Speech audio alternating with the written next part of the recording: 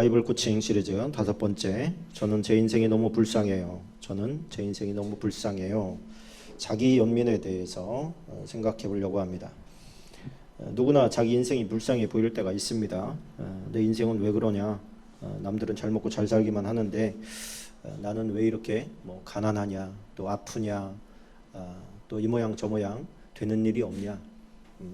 신체적으로 또 정신적으로 여러 가지 상황 가운데서 남들과 비교하면서 거기서 오는 상처들, 괴로운 스트레스가 있는 것이죠. 보통 이제 스트레스 상황이 있어야 성취감을 느낀다고 그래요. 그 일이 해결되고 나면 성취감을 느끼는데 스트레스 상황을 넘겼음에도 불구하고 거기에 대한 보상이 없으면 거기에서 마음이 가라앉는다고 그래요. 사람의 마음이 힘들어지고 괴로워지고, 그러니까 열심히 산다고 사는 것 같은데 거기에 따라오는 보상이 없는 거예요. 힘든 거죠. 마음이 어렵기만 하고 이거를 넘겨도 그 다음에 어려운 게 또 올 것 같고 해결의 기미가 보이지 않는, 이 정도 했으면 해결될 줄 알았는데 해결이 안 되는 거예요. 오늘 엘리야가 우울증에 빠져가지고 나 이제 죽고 싶습니다. 족합니다. 지금까지 고생하면 충분합니다. 나 좀 데리고 가십시오. 나 이제 더 이상 뭘 할 힘이 없습니다.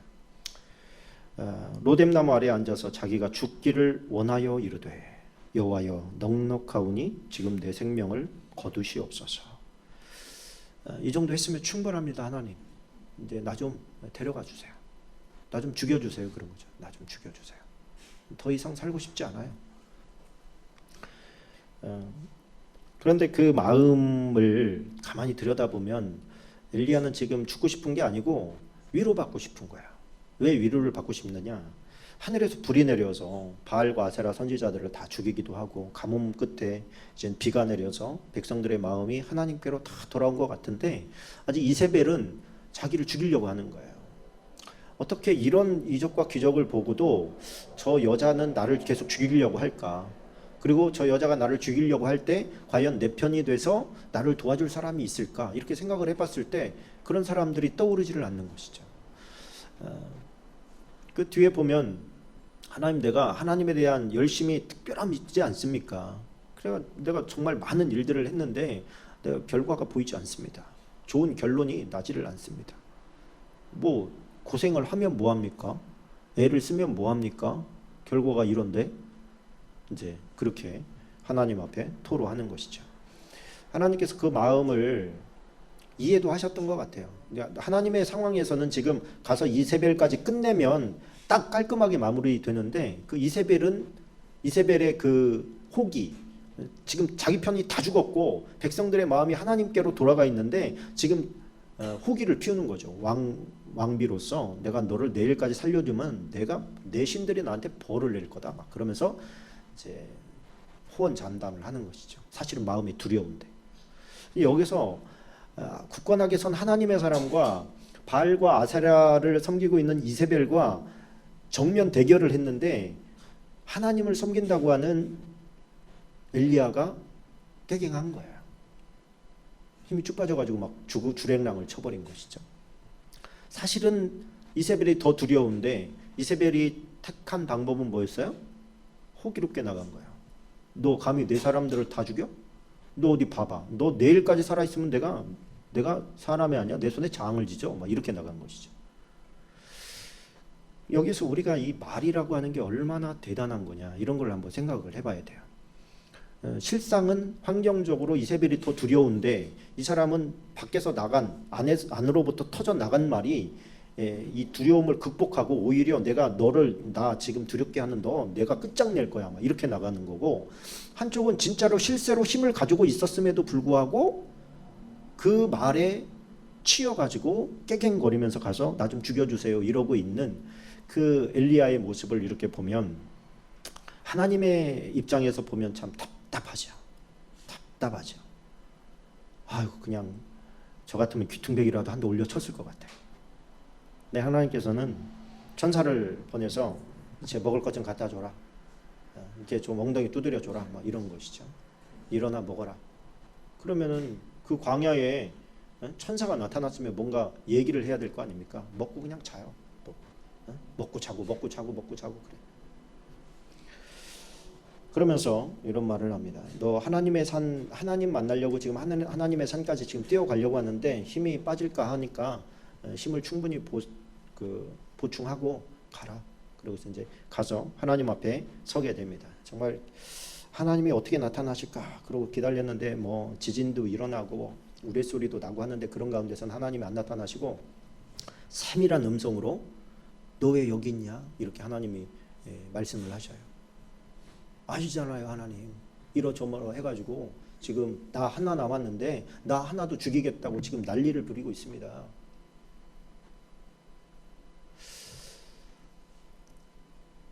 못 해먹겠습니다, 하나님. 더 이상 못 해먹겠어요. 그때 하나님께서 그래 그러면 엘리사한테 기름을 부어서 너 다음 후계자로 삼아라. 마음이 씁쓸하지. 이런 걸 기대했던 건 아니고 하나님께서 뭔가 나한테 더 큰 위로와 힘과 격려와 그런 게 필요한데 하나님께서 그만해. 그만하고 싶으면 그만해. 그러고서 다른 사람한테 넘겨. 딱 이래버리니까 엘리야 입장에서는 기분이 상당히 안 좋겠지요. 그래서 엘리사를 만나고 나서도 좀 툴툴거립니다. 여기에서 우리가 착각하고 또 실패하는 신앙생활하다 실패하는 이유가 그건 것 같아요. 하나님께서 그런 거 있잖아요. 나 안 쓰면 하나님 손해예요. 뭐 이런 마음. 또 그것이 뭐 인간관계 가운데서도 마찬가지입니다. 자기가 어떤 중요한 포지션을 맡았던 거라고 생각을 했는데 사실상 있으나 없으나 별로 상관이 없는 존재라는 것을 어느 순간 깨닫게 되는 순간에 자기가 별거 아니네. 무의미함을 느끼는 거예요. 공허함을 느끼기도 하고 뭐 애들 키울 때는 정신없이 키우다가 애들이 이제 다 커서 떠나게 되면 빈둥지 증후군이라고 그러죠. 갑자기 허해지는 거예요. 자기는 있으나 마나한 존재같이 느껴지는 거예요. 뭐 그런 것도 있고 자기 정체성을 주변 환경으로부터 찾으려고 하는 그런 사람들인 거죠. 사람이 이렇게 성경을 유심히 이렇게 보면 자기 우울증에 빠졌던 것 같은 뭐 자기 연민에 빠졌었던 것 같은 그런 사람들의 흔적이 많이 나타납니다. 요나에 보면 요나가 이런 고백을 하는 게 나와요. 요나서 4장 3절에 보면 여호와여 원하건대 이제 내 생명을 거두어 가소서 사는 것보다 죽는 것이 내게 나음이니이다. 누가 얘기했다고요? 요나가. 그 우리가 알고 있는 그 요나가 뭐라 그래요? 나 죽여주십시오 막 이러는 거야. 나 데려가 달라고요. 나 사는 거 원하지 않아요. 뭐 나 바다에다 던져라 뭐 이런 거 볼 때 뭐 살고 싶지 않았던 것 같기는 해요. 근데 하나님께서 네가 왜 성내는 것이 네가 옳으냐 이렇게 이제 물어보죠. 성내 죽기까지 해도 옳지요. 막 이렇게 하나님에 대해서 또 반항하는 모습도 보게 됩니다. 기가 막혀 하시죠 하나님께서. 민수기 11장 5절에 가보면 모세도 그런 얘기를 합니다. 주께서 내게 이같이 행하실진대 구하옵나니 내게 은혜를 베푸사 즉시 나를 죽여 내가 고난당함을 내게 보지 않게 하옵소서. 백성들이 고기 주시오 해 되니까 막 너무 힘든 거야. 몸뚱이가 너무 힘든 거예요. 그 우리가 요나를 보더라도 엘리야를 보더라도 모세를 보더라도 여기에서 우리가 느끼는 게 뭐예요? 자기가 다 짊어지려고 했다는 거예요.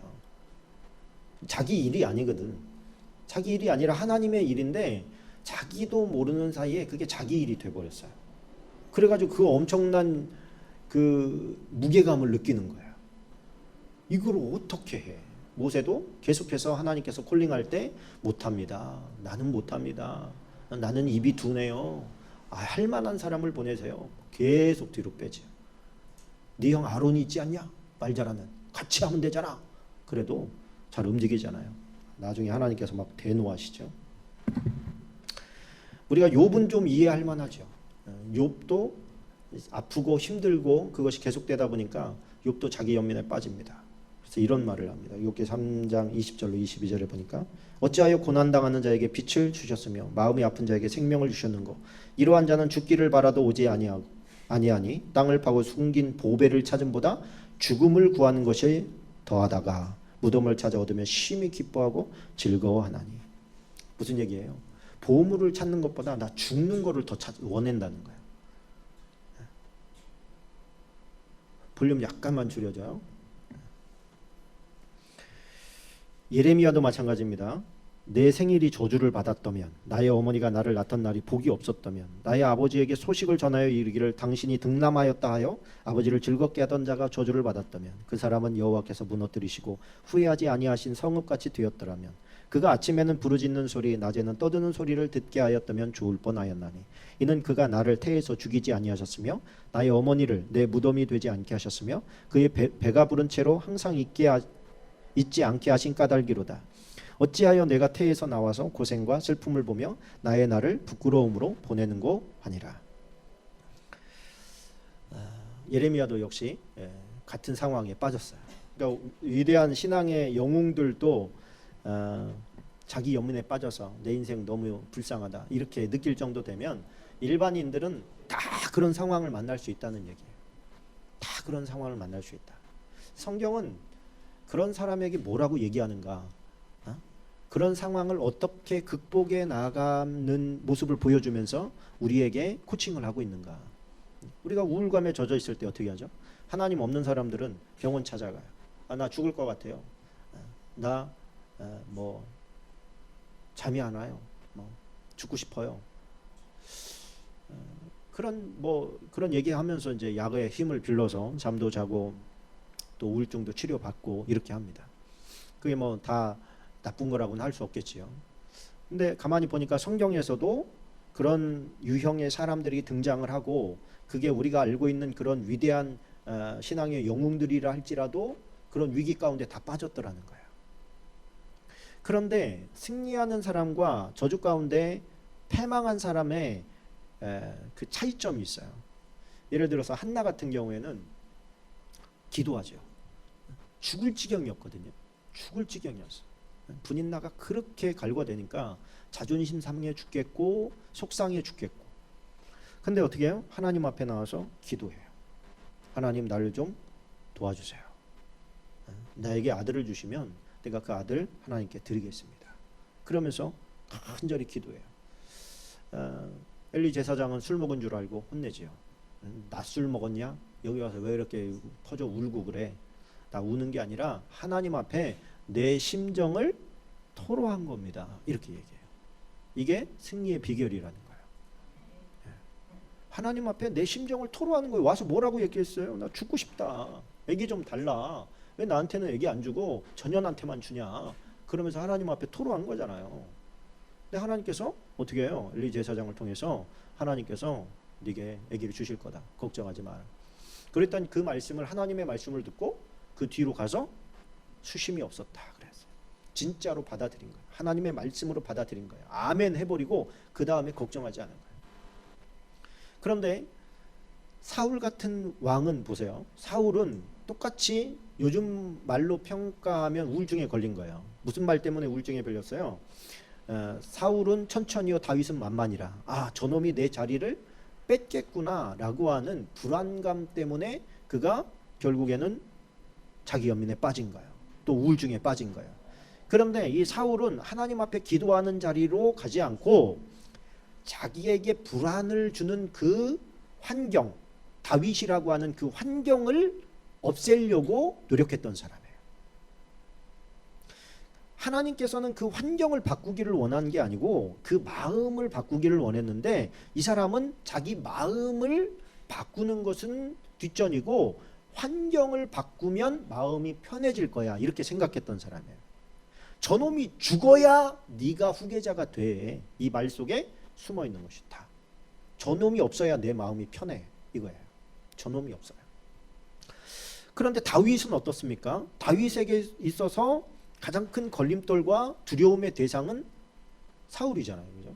그러면 사울을 제거해야 문제가 해결되는 거잖아요. 그 다윗도 불안했거든요. 불안하고 죽음의 공포와 싸워야 되고 미래를 알 수 없는 이 불확실성 때문에 정말 얼마나 많이 그가 괴로워하고 눈물 짓습니까?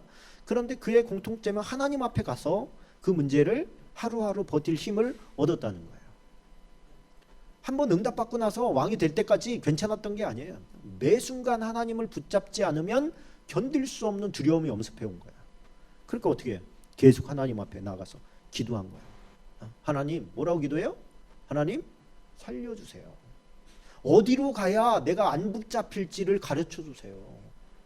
나는 사망의 음침한 골짜기를 맨날 지나는 것 같습니다. 언제 죽을지 몰라요, 나는. 그러면서 그 심정을 어떻게 해요? 똑같이 하나님 앞에 토로해요. 하나님 앞에 토로해요. 예수님도 마찬가지였어요. 예수님도 십자가를 지기 전에 그 십자가의 잔이 너무 무거웠기 때문에 하나님 앞에 가서 간절히 기도하잖아요. 뭐라고 기도해요? 잔을 옮겨달라고 기도해요. 잔을 옮겨달라고. 근데 하나님께서 안 옮겨주셔도 어떻게 기도하니까 그걸 마실 수 있는 힘이 생기더라는 거예요. 그래서 내 인생이 불쌍한 사람은 사람 찾으러 다니는 게 아니라, 물론 사람을 만나서 사람에게 위로받고 힘을 얻을 수도 있어요. 그렇다고 해서 언제까지 사람만 계속 찾아다닐 거예요. 내가 만나는 사람이 늘 만나줄 수도 없고, 그 사람도 힘들고 그 사람도 그 사람의 무거운 짐이 있는 거예요. 그 사람 뭐 항상 좋은 사람이 어딨어. 근데 언제든지 와도 괜찮다고 하신 분이 예수님이에요. 수고하고 무거운 짐진 자들아 다 내게로 와라. 내가 너희를 어떻게? 쉬게 해주겠다. 쉬게 해주겠다. 그러니까 그런 어떤 스트레스 상황과 자기 연민에 빠져서 환경을 쳐다보면 길이 없고 방법이 없고 죽어야 되는 거죠. 상황이. 이거는 나를 죽으라는 거네. 죽으라고 나를 몰고 가네. 이렇게 하나님 앞에 토로할 수밖에 없는 상황 가운데서 무슨 자리로? 기도의 자리로 갔다는 거예요. 오늘 이 절망적인 모세니 엘리야니 예레미야니 할 것 없이, 요나니 할 것 없이 전부 다 뭐예요? 죽여달래. 자기 나 좀 죽여달래. 나 좀 데리고 가달래. 어떻게 그 위대한 사람들이 다 그런 고백을 해요? 다 우리 같은 사람이라는 거예요. 우리가 똑같은 사람이에요. 그가 어떻게 승리를 해요? 기도의 자리로 가서 불만을 얘기해도 하나님께 하는 거예요. 원망을 하더라도 하나님께 가서 하는 거예요. 죽여달라고 하는 것도 하나님께 하는 거예요. 실패한 인생의 공통점이 뭐예요? 자기가 해결하려고 하는 거예요. 오히려 더 막 얽히고 설켜버려요. 더 힘들어지는 거예요. 그래서 우리는 내 인생이 불쌍해 보이지 않는 사람이 얼마나 되겠어요? 우리가 생각할 때 쟤는 걱정 근심이 없을 거야. 그렇게 생각되지만 그 사람이 돼봐요. 또 그 사람은 그 사람 나름대로 걱정 근심이 있어요. 그러면 어떻게? 그거 가지고 주님 앞에 오는 거예요. 나를 쉬게 하실 분. 무거운 짐진 가지고 가서 쉬게 하실 분. 예수님이 뭐라고 하지? 엘리야가 하나님 앞에 가서 나 하나 남았습니다. 그랬더니 하나님 뭐라고 그럽니까? 야, 바알에게 무릎 꿇지 않은 7,000명이 있어. 그렇게 얘기해. 너 혼자만 고생하는 것 같아? 너 하나 남은 것 같아? 그 말은 뭐예요? 나 외롭다 이거죠. 고독하고 외로운 싸움 하고 있는데 하나님도 나를 몰라라 하시면 어떻게 합니까? 뭐 이런 건데, 야, 너만 그런 거 아니야. 7,000명이나 더 있어. 너랑 똑같은 지금 역경과 그런 위험 가운데 그들도 그들의 길을 가고 있어. 그렇게 하나님이 얘기해 주신 거예요. 바알에게 무릎 꿇지 않은 자라는 뜻이 뭐예요? 그 환경 가운데서도 하나님을 찾으면서 살아가는, 버티고 있는 사람들이 있다는 얘기예요. 그것도 한둘이 아니라 7,000명씩이나. 그럼 이 땅 가운데 우리가 외롭고 고독하고 우울증에 걸리는, 자기 연민에 빠지는 이유가 다 같은 사람 없을 것 같다는 생각 때문이거든요. 시야가 자기 안으로만 탁 좁아지는 거예요. 그런데 하나님이 보실 때는 어때요? 너만 그런 거 아니야. 수두룩 빽빽이야. 왜 너만 죽겠다 그래? 못하겠으면 내려놔. 다른 애 하면 돼. 자, 하나님께서 우리에게 조금 위로해 주시고 힘 주시고 으쌰으쌰 해가지고 조금 달래주시고, 이래서 좀 해주면 좋겠는데, 하나님은 군인에게 하듯이 하셔요. 우리는 바울도 그런 말을 했어요. 너희는 그리스도의 군사라. 여러분, 군사가 맨날 총 메고 앉아가지고 훌쩍거리면서 울면서 나는 왜 이래야 돼요? 나는 뭐 군사가 되기 싫었는데 뭐 이러면서 맨날 주저앉아서 펑펑 울고 있으면 상관이 보고 뭐라고 하겠어요? 그걸 보고 달래주겠어요? 늘? 아주 그냥 싹 굴려버리겠죠.